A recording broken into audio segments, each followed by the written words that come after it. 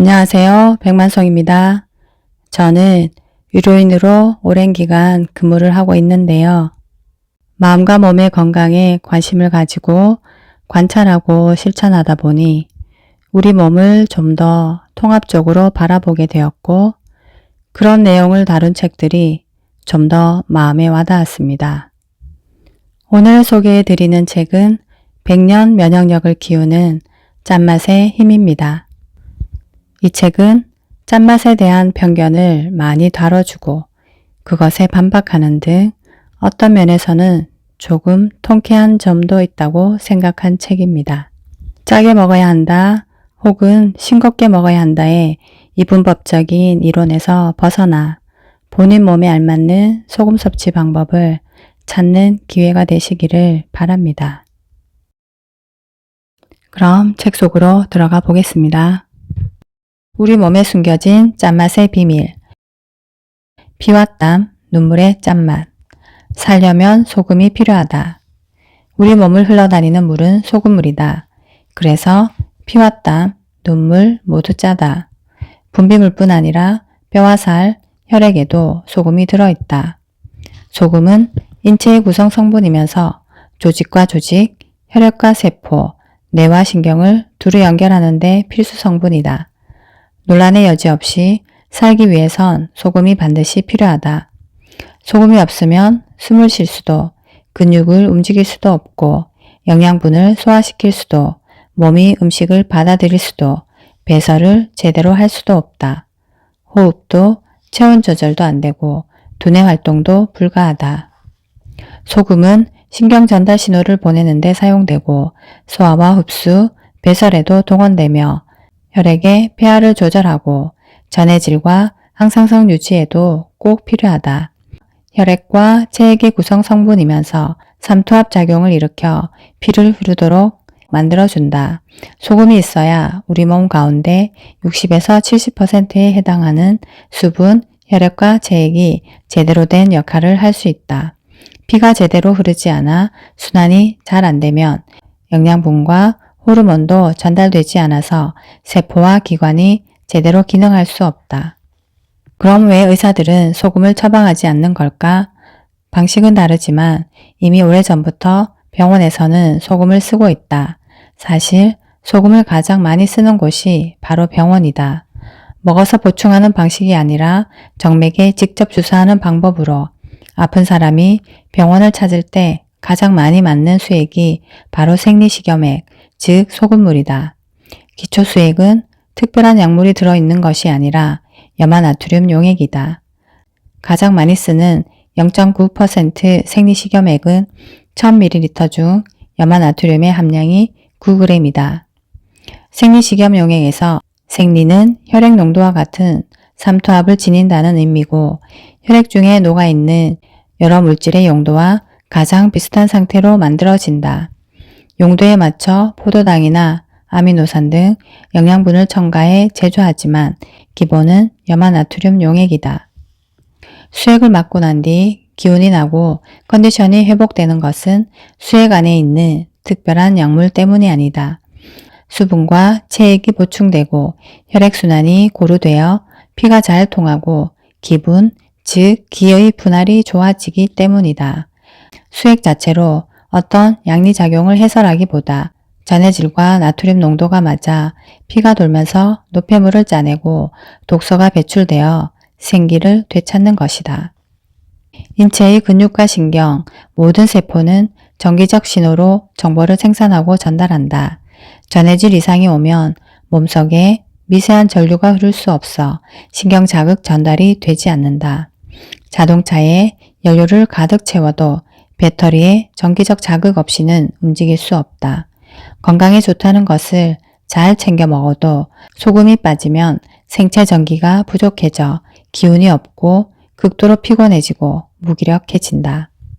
고맙게도 우리 몸은 소금이 부족해지면 다양한 신호를 몸의 주인에게 보내준다.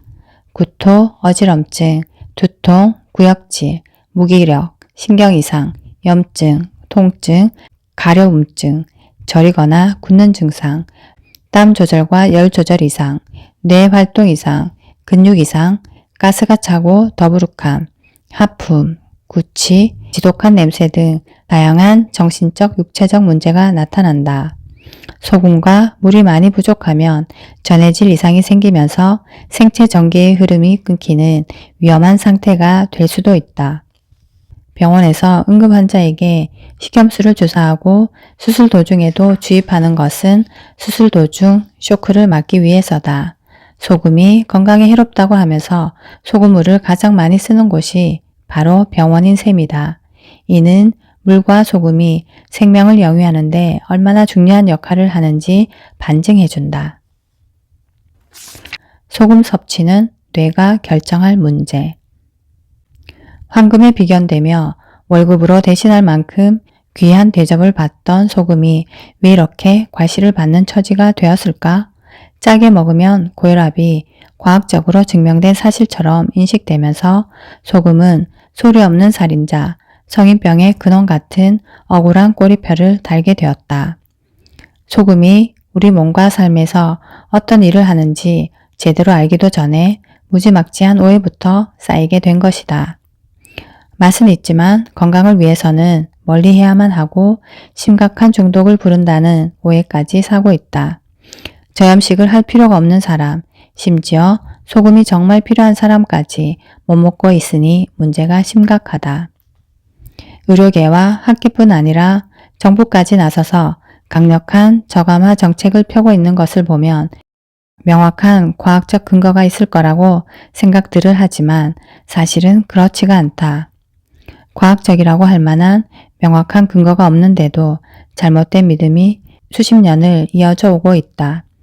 소금 섭취가 고혈압에 끼치는 영향이 크지 않다는 연구, 저염식이 반드시 건강에 좋은 것이 아니며 소금 섭취가 부족했을 때 오히려 더 큰 문제가 발생한다는 논문과 연구 결과도 상당수 존재한다.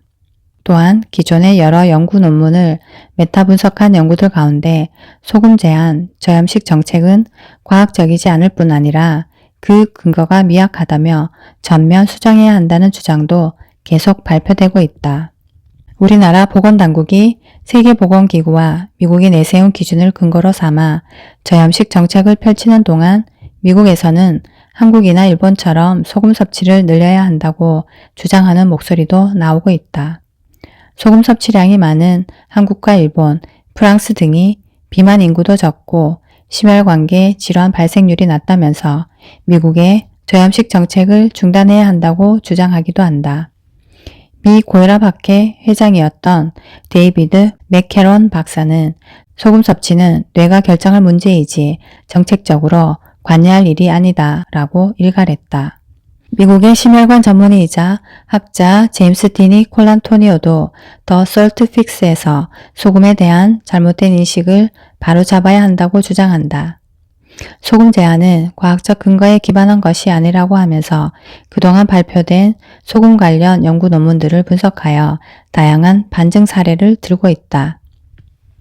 특히 그는 소금 섭취가 많은 나라들에서 오히려 고혈압, 관상동맥, 심혈관계 질환 발생률이 낮고 그에 따른 사망률도 매우 낮다면서 미국의 저염식 정책을 강도 높게 비판한다. 소금 제한이 마치 누구에게나 해당되는 건강 지침인 것처럼 학계와 정부, 보건당국이 주장해 왔지만 이는 사실과 전혀 다르며 죄책감을 버리고 진짜 건강을 위해서는 소금 섭취를 지금보다 늘려야 한다는 것이다. 세계보건기구는 하루 소금 섭취 권장량을 5g, 나트륨 2g 미만으로 정해 놓았는데 하루 섭취 권장량을 두고도 의견이 분분하다. 근거가 명확하지 않다는 이유 때문이다. 국내 학계에서도 이를 비판하는 학자들의 목소리가 점점 커지고 있다. 최수환 전북의대 교수는 권장 섭취량의 기준이 되는 연구가 단기간에 소규모 임상실험을 바탕으로 한 것으로 근거가 미약하다고 주장한다. 세계보건기구에서 권장하는 하루 권장 섭취량을 우리가 그대로 따라야 하는지 의문이며 맹신하는 것도 문제가 있다고 지적하면서 한국인의 특성을 고려한 새로운 연구가 절실하다고 주장한다.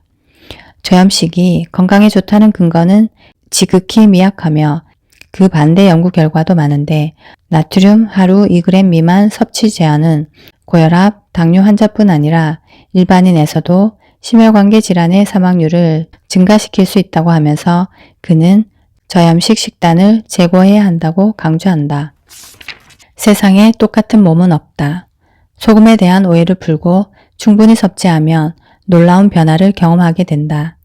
염증이 없어지고 피부가 좋아지고 통증이 사라지고 피로가 풀리고 머리숱이 많아지고 변비와 설사가 없어지고 속이 편안해지고 숙면을 취하게 되고 혈당이 조절되고 체력이 좋아진다. 신체적 변화만 있는 것이 아니다. 머리가 맑아지고 집중력과 판단력, 기억력이 좋아져 학습 능력과 업무 능력이 향상되고 부정적이던 성격이 긍정적이 되고 불안증이 없어지고 급한 사람이 느긋하고 여유 있는 성격으로 바뀌는 등 정신적 변화도 나타난다.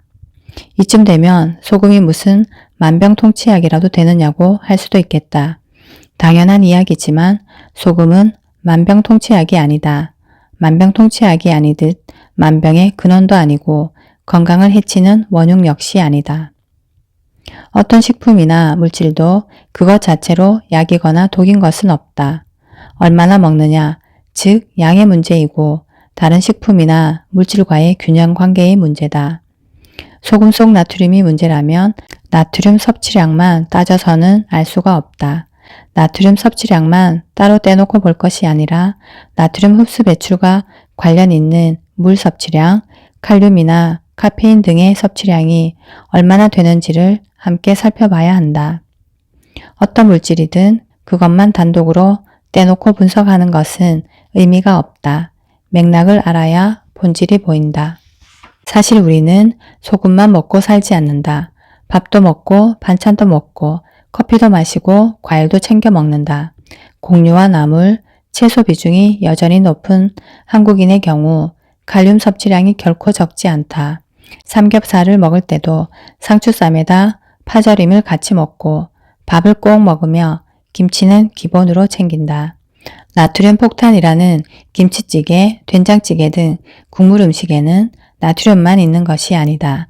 건더기인 김치, 두부, 호박, 국물을 낸 다시마, 멸치 등 따져보면 칼륨과 칼슘, 마그네슘 등 다양한 영양소로 구성되어 있다.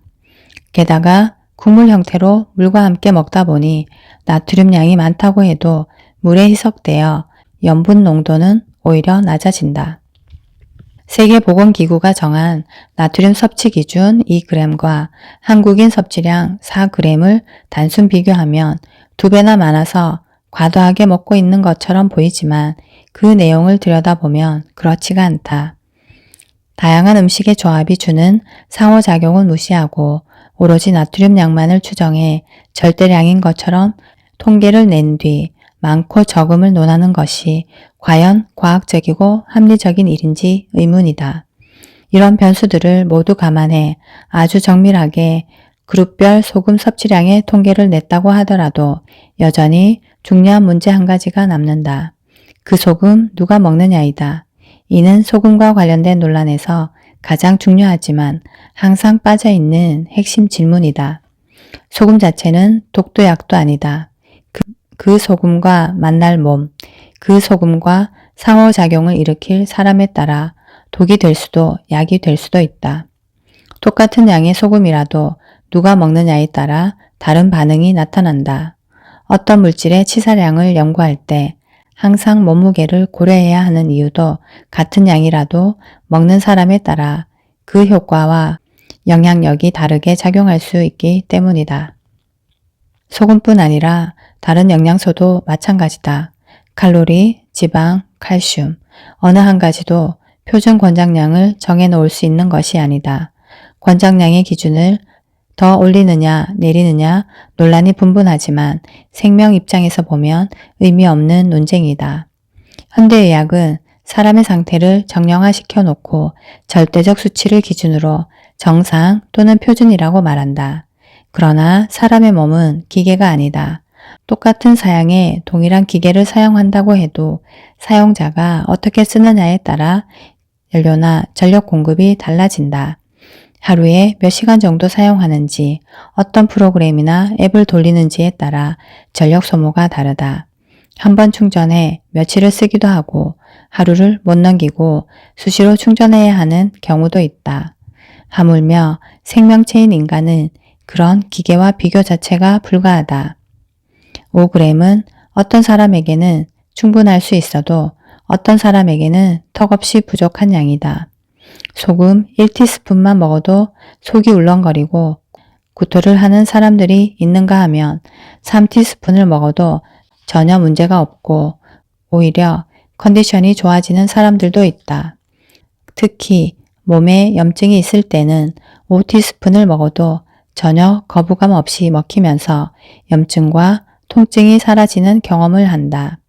같은 소금이라도 필요하지 않은 사람이 지나치게 먹으면 독이 될 수 있지만 필요한 사람에게는 대체 불가능한 약이 될 수 있다. 짜게 먹어도 괜찮아. 아니, 짜게 먹어야 괜찮아. 생존의 필수 물질인 소금은 안 먹고 살 수가 없다.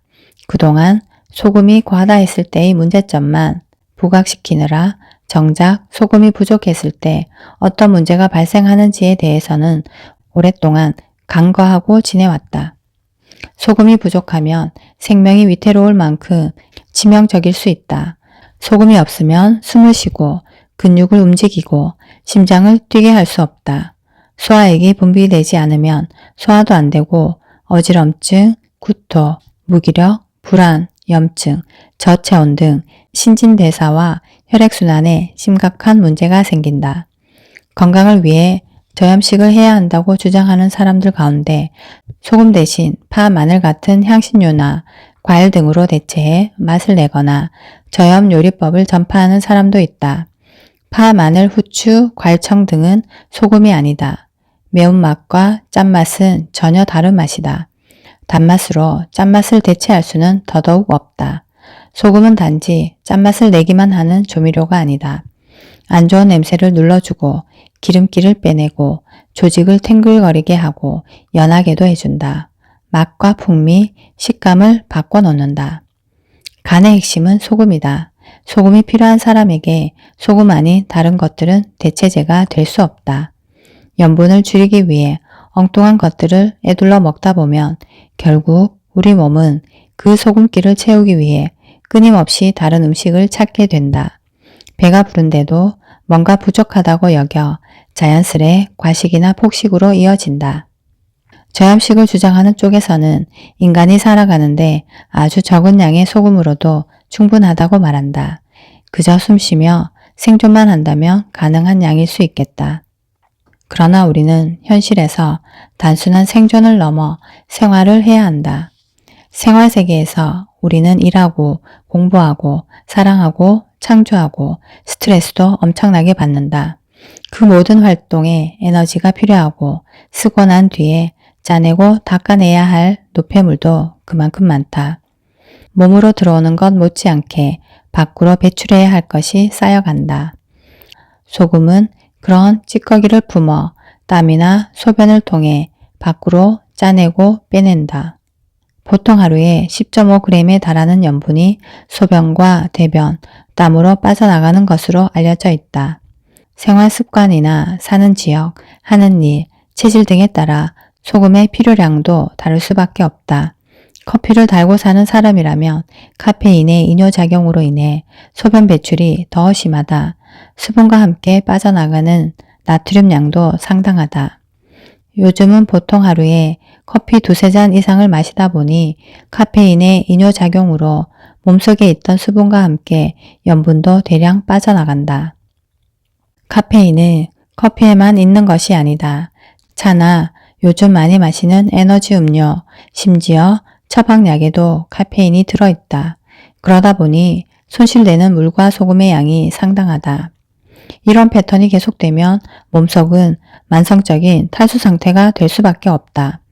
해독 주스로 불리는 과채 주스에는 상당량의 칼륨이 있다. 과채 주스를 열심히 먹으면서 염분을 섭취해주지 않으면 나트륨과 칼륨의 균형이 깨진다. 이런저런 물이나 음료를 마셔서 수분 섭취가 많은 것 같지만 몸속 염도를 맞춰 항상성을 유지하려는 몸은 자연스럽게 수분도 배출할 수밖에 없다. 염분이 충분치 않은 몸은 물을 보유할 수가 없다. 상황이 이토록 다양한데 그 사람의 생활 속 맥락은 고려하지 않고 하루에 몇 그램을 먹어야 하며 그 이상은 안 된다고 어떻게 단정 지을 수 있을까? 소금 섭취는 정책으로 결정할 문제가 아니라 각자의 자연스러운 요구에 따라 몸이 스스로 조절할 일이다. 사람마다 입맛이 다르고 맛있다고 느끼는 간 역시 다르다. 좀 짜게 먹어도 괜찮다. 아니, 짜게 먹어야 괜찮다. 당긴다면, 내 몸이 필요로 한다면. 짠맛, 짜는 힘, 짜내는 기운. 피와 땀, 눈물처럼 우리 몸 안팎을 연결하는 구멍에서 나오는 분비물은 모두 짠맛이다. 짠맛은 짜는 힘, 짜내는 기운이다. 살다 보면 몸에 어떤 식으로든 찌꺼기가 쌓이기 마련이다. 묵은 감정, 응어리, 낡은 생각, 대사작용을 하고 남은 노폐물 등을 짜내야 살 수 있다. 눈물과 땀을 흘리지 않고 몸속에 쌓아놓으면 결국 썩을 수밖에 없다. 신장과 방광에서 소금으로 짜내고 땀, 눈물, 콧물, 분비물로 짜내야 살 수 있다. 중금속, 유독가스, 지방, 체내 독소, 오염물질 등 온갖 찌꺼기도 밖으로 짜내야 한다. 이런 낡고 탁한 것들을 몸 밖으로 잘 짜내려면 힘이 필요하다. 혈관을 통해 온몸 구석구석 산소와 영양분을 공급하고 쓰고 난 것은 회수해 밖으로 내보내는 힘이 필요하다는 말이다. 나이 들수록 입맛이 짜진다고 하는데 이는 감각이 둔해져서만은 아니다. 생명활동이 왕성할 때는 짜내는 힘도 좋지만 나이 들수록 물기가 부족해지고 굳으면서 짜내는 힘이 약해진다. 소금과 고혈압, 바뀌고 있는 패러다임. 소금을 둘러싼 가장 큰 오해 가운데 하나가 바로 소금과 고혈압의 관계다. 반증하는 연구가 꽤 많이 발표되고 있지만 고혈압 환자는 무조건 저염식을 해야 한다는 것을 상식으로 알고 있는 사람들이 대다수다. 최근 소금 섭취량과 혈압 상승의 상관관계가 명확하지 않다는 연구 결과가 많이 발표되고 있다.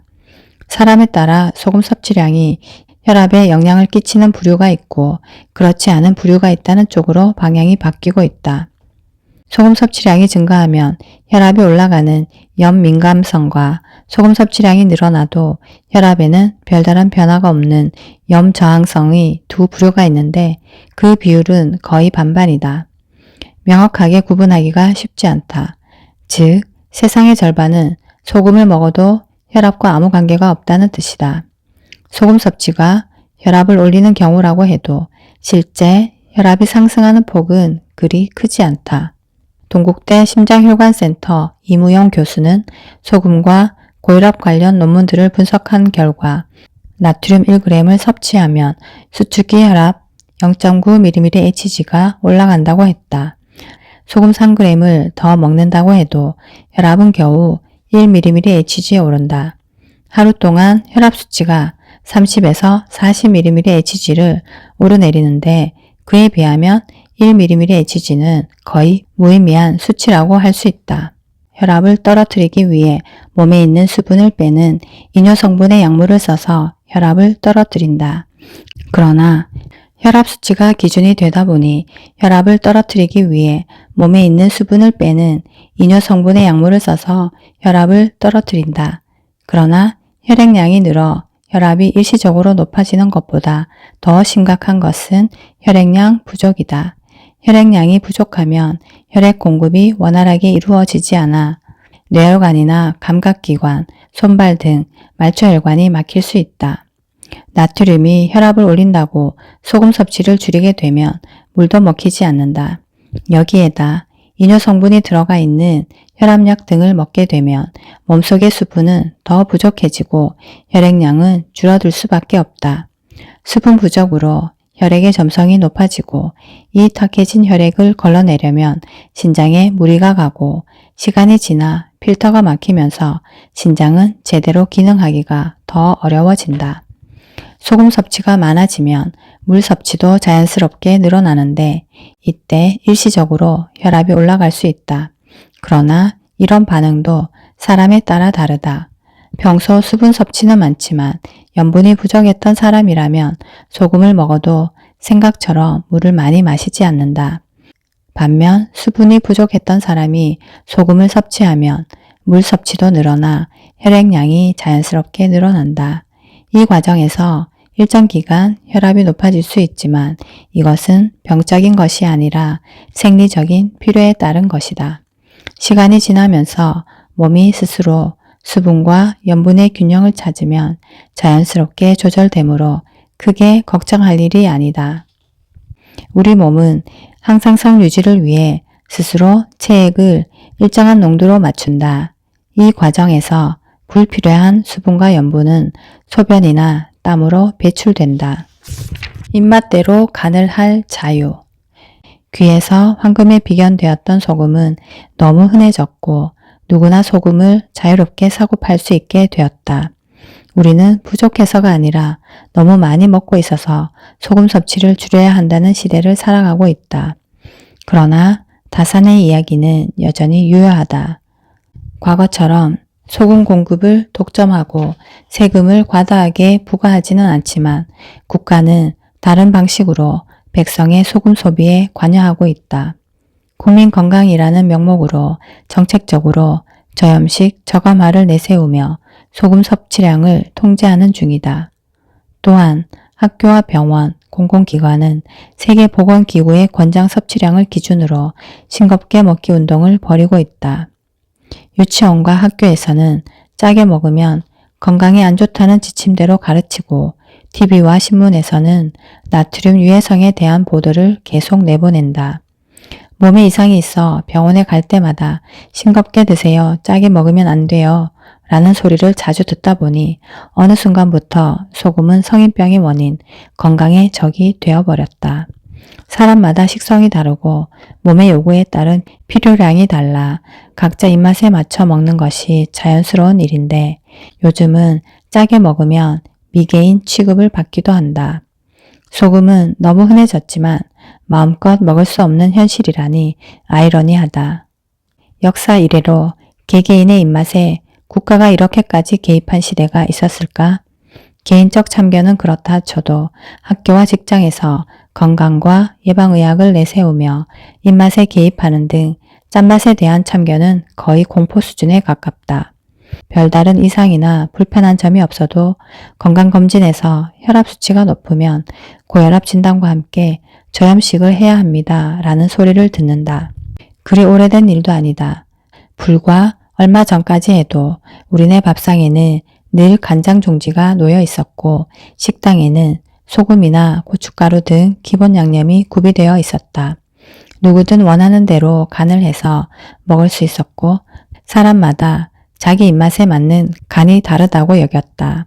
군부 독재의 그 엄혹한 시절에도 밥상은 통제당하지 않았다. 입맛에 맞춰 간을 할 자유가 있었고 각자 식성만큼은 그대로 존중받았다. 그러나 지금은 하루에 소금을 얼마나 먹어야 할지 국가기관까지 나서서 관리하기에 이르렀다.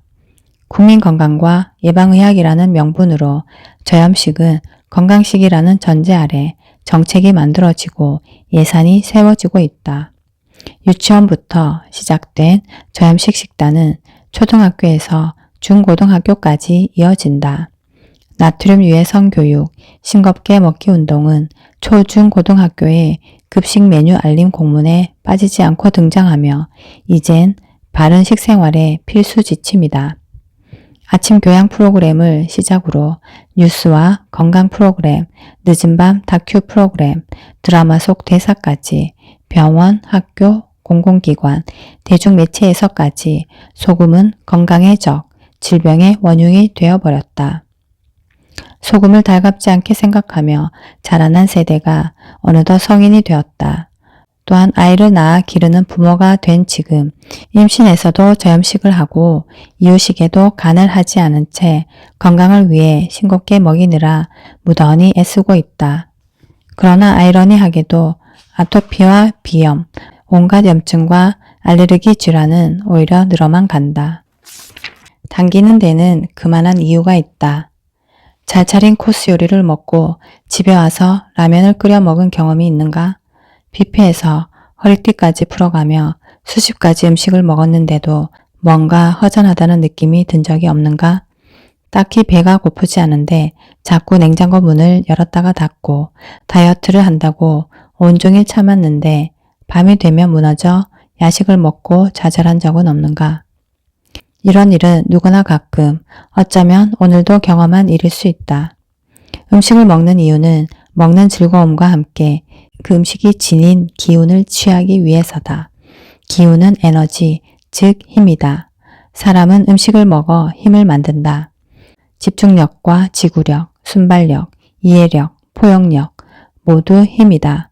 힘은 단순히 근력만을 말하는 것이 아니라 살아가는 데 필요한 여러 가지를 뜻한다. 일하고 공부하고 사랑하고 표현하고 살아서 생명을 유지하는 일에는 에너지가 필요하다. 그 연료, 즉 땔감이 먹을거리다. 아무리 많이 먹어도 정말 필요한 기운을 취하지 못하면 배가 불러도 뭔가 허전하다.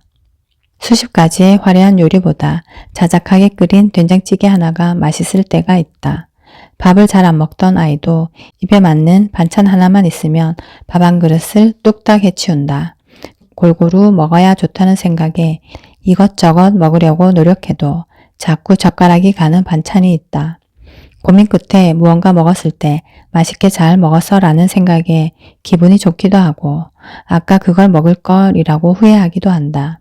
골고루 먹었어도 필요한 것을 섭취해주지 않으면 몸은 계속 음식을 부른다. 먹고 싶은 그 맛에 미련이 남아 자신도 모르게 온종일 하이에나처럼 음식을 찾아 헤매게 될지도 모른다. 몸의 본능에 충실한 아이들은 더하다. 소금기가 부족한 아이들은 온종일 조미한 김만 찾기도 하고 과일을 간장에 찍어 먹고 소금을 그냥 집어 먹기도 한다. 아이가 계속 먹을거리를 찾을 때 그 이유를 알지 못하면 식탐이 많다고 생각하기 쉽다. 온종일 먹을거리만 찾고 식욕을 조절하지 못하는 모습에 오해하고 걱정하기도 하는데 소금기를 채워주면 언제 그랬냐는 듯이 아이의 본분인 놀이에 빠져든다. 식사 외에 소금을 따로 먹을 필요가 있을까? 단맛 과잉시대, 맛의 균형. 과하다는 측면에서 따진다면 짠맛이 문제가 아니라 단맛과 매운맛이 더 심각한 문제를 갖고 있다. 나트륨만 과한 게 아니라 칼륨이나 칼슘, 비타민이 넘쳐나고 있다. 우리나라 음식이 너무 짜다고 난리지만 실제 음식이나 식단은 오히려 단맛 과잉이다. 명절 선물로 보낼 만큼 비쌌던 설탕이 너무 흔해졌고 액상과당이나 백설탕처럼 빨리 흡수되는 단맛도 싼값에 살 수 있게 되었다. 설탕의 하루 권장 섭취량은 50g, 소금의 10배에 달한다. 얼핏 많아 보이지만 주스 2잔이면 하루 권장 섭취량을 초과한다. 오렌지 주스 한 잔에 각설탕 9개가 들어있다. 500ml 탄산음료에는 각설탕 16.5개가 들어있는데 탄산음료 한 병이면 하루 섭취량을 초과한다. 사람들이 즐겨 마시는 믹스커피에는 설탕 5 내지 7g이 들어있다. 이처럼 커피를 포함한 다른 음료, 과일, 디저트, 반찬까지 고려하면 엄청난 양의 설탕을 먹고 있는 셈이다. 다른 맛이나 영양분은 모자란데 짠맛이 지나치거나 소금만 많이 먹는다면 분명 나트륨 과다 섭취라고 할 만하다. 그러나 현실은 그렇지 않다. 다른 맛, 특히 단맛 과잉 시대에 균형을 맞추려면 짠맛의 소금이 더 필요하다. 과일과 채소가 건강에 좋다고 권장하면서 염분을 제한하면 칼륨만 과다 섭취하게 된다. 건강을 위해 억지로 물을 많이 마시고 온갖 청량음료, 주스와 커피를 달고 사는데 왜 소금은 권장량만 먹으라고 하는가? 칼륨, 칼슘, 다른 모든 것이 과다한데도 오로지 나트륨만 문제 삼는다. 식당 음식이나 사먹는 반찬의 경우 먹음직스러워 보이기 위해 반짝반짝 윤기를 내는 물엿이나 요리당을 잔뜩 넣는다. 시판되는 간장과 된장에는 단맛이 가미되어 집에서 담근 조선 간장이나 재래 된장만큼 짜지 않다. 단맛이 이토록 넘쳐나다 보니 짠맛과의 비율에서 불균형이 심하다. 단맛이나 설탕이 나쁘다는 것이 아니다. 단맛에 치우쳐 있는 것이 문제다. 단맛 과잉에 따른 토국수로 인해 혈액이 끈적거리고 허리가 붓고 등이 뻐근해지지 않으려면 짠맛으로 균형을 맞춰야 한다. 집밥보다 외식이나 가공식품을 통한 나트륨 섭취가 문제라는 주장도 마찬가지다. 대부분의 식품에 액상과당, 백설탕 등 당분이 기본적으로 들어가기 때문에 염분의 양만 따지는 것은 문제가 있다. 당분과 균형을 맞추려면 염분이 더 필요하다. 맛의 균형 단계에서 살펴봤듯이 단맛 과잉은 짠맛을 필요로 하게 만든다. 단맛이 과해지면 단단하고 굳고 뭉치는 기운이 지나쳐 연하고 말랑하고 미끌거리는 기운을 눌러버린다. 토사가 밀려와 섞이면 물이 탁해지고 심한 경우 점도가 높아져 물이 흐를 수 없게 될 수도 있다. 그러니 물과 소금으로 균형을 잡아 탁해지지 않도록 해야 한다. 이때 몸은 본능적으로 짠맛을 더 원하게 된다. 체질과 기질상 소금이 더 필요한 사람이 있다. 음식의 간을 짭짤하게 하는 것만으로는 소금기를 채울 수 없어 소금을 따로 챙겨 먹어야 하는 사람이 있다. 비염이나 아토피 피부염, 관절염처럼 각종 염증에 시달리는 사람, 몸에 종양 같은 덩어리가 있는 사람, 체질적, 기질적으로 잘 굳고 뭉치는 사람, 몸이 냉하고 열이 잘 뜨는 사람, 두뇌 활동이 많은 사람, 신진대사와 혈액순환에 문제가 많은 사람, 커피나 에너지 음료, 처방약 복용 등 카페인 성분을 많이 섭취하는 사람은 식사 외에 별도로 깨끗한 소금과 물이 필요하다. 또 체질적으로 심장 기운은 강한 반면 신장 기운이 약해 물을 채워도 저수지의 물이 금방 말라버리는 사람도 식사 외에 소금을 별도로 먹어주면 마음이 느긋해지고 편안해지면서 균형을 이루게 된다. 음식 외에 따로 소금을 섭취하는 경우 고온에서 불순물을 뺀 용융소금이나 질 좋은 죽염, 간수가 충분히 빠진 천일염이 좋다. 이들 소금은 흡수가 잘 되고 효과도 빠르다. 먹는 양은 개인별로 차이가 나는데 체질이나 현재의 몸 상태에 따라 다르고 식생활과 생활 습관도 고려해야 한다. 소금의 종류에 따라 다르지만 염증이 심한 경우 하루 15에서 20g 또는 그 이상이 먹히기도 한다. 생수나 증류수 등 물과 함께 먹어도 괜찮고 보리차, 감잎차, 우엉차 등 차와 함께 먹어도 좋다. 오렌지 주스나 매실즙, 요구르트 등 새콤달콤한 맛이 나는 것과 함께 먹으면 먹기에 편하고 나트륨이 지나치지 않을까 걱정하지 않아도 된다. 기호에 따라 소금차나 소금물 형태로 먹어도 좋다. 소금물에 적응하기 힘든 경우, 체력이 약한 사람이나 환자의 경우 부드러운 음식에 발효가 잘 된 조선간장이나 깨끗한 용융소금을 넣어 먹을 수도 있다. 수술 이후 체력이 떨어졌거나 후유증으로 식사하기 힘든 사람은 간장차나 된장차로 만들어 먹는 것도 괜찮다. 짜게 먹으면 살찐다. 짜게 먹으면 살찐다. 다이어트 하려면 저염식을 해야 한다는 주장이 상식처럼 여겨지고 있다. 염분이 들어가면 수분량이 늘어나고 체중이 늘어난다는 논리다. 소금을 끊으면 수분 섭취가 안 되어 일단 몸무게가 줄어든다. 순식간에 몇 킬로그램을 감량할 수 있다. 시합을 앞둔 운동선수나 연예인이 단기간에 체중 감량을 해야 할 때 쓰는 방법이 바로 수분 조절이다. 몸의 수분을 빼버리는 방식으로 체중 감량을 하는 것이다. 수분을 빼는 가장 쉬운 방법은 염분을 제한하는 것이다. 짧은 기간 다이어트에 성공했다는 연예인이 갑자기 늙어 보이는 얼굴을 하고 나타날 때가 있는데 순식간에 빠진 것은 살이 아니라 수분이다. 다시 식사를 하면 체중은 원래대로 돌아간다. 며칠 만에 2, 3kg까지 왔다 갔다 한다면 그것은 살이 찌고 빠지는 게 아니라 몸의 수분이 들고 나는 것이다.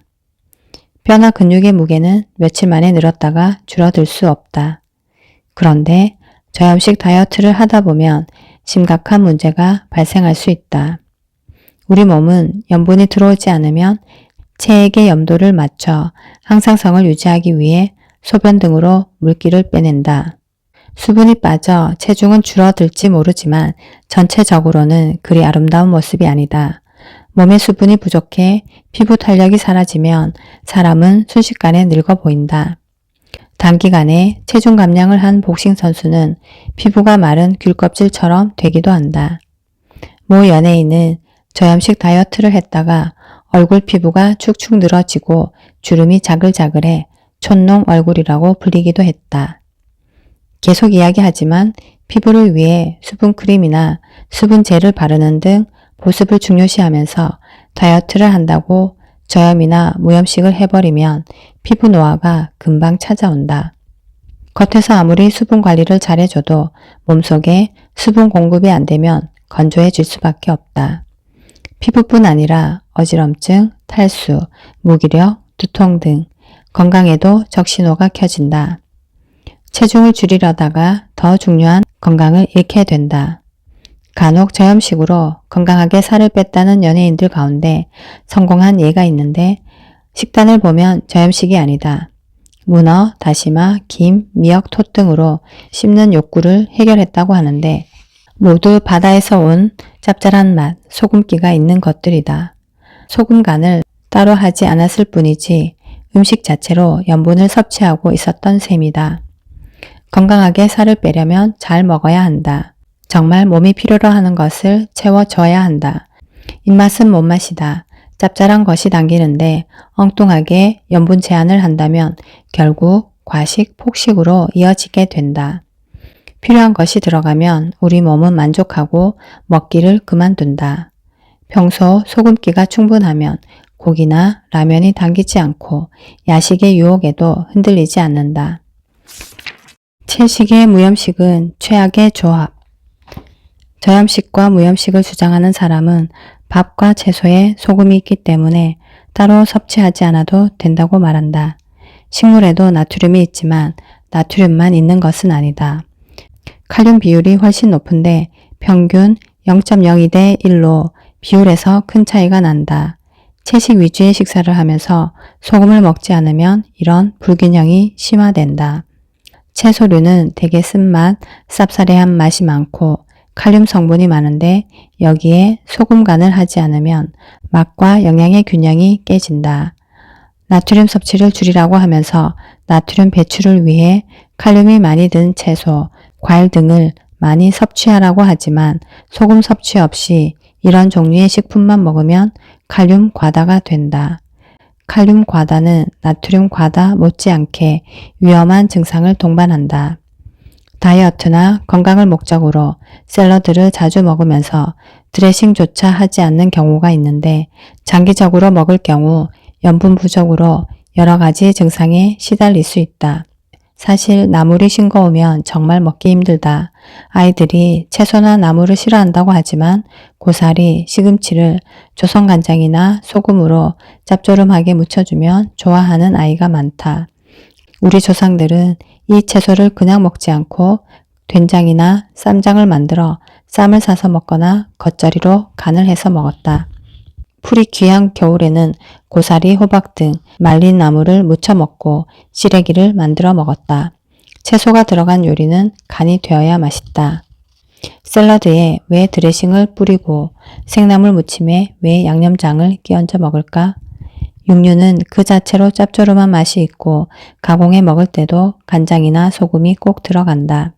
아이들이 육류를 좋아하는 것은 어렸을 때부터 자주 먹어 익숙해서 그런 것도 있지만 염분을 보충하기 위한 이유도 있다. 자, 여기까지 짠맛의 힘 읽어드렸습니다. 감사합니다.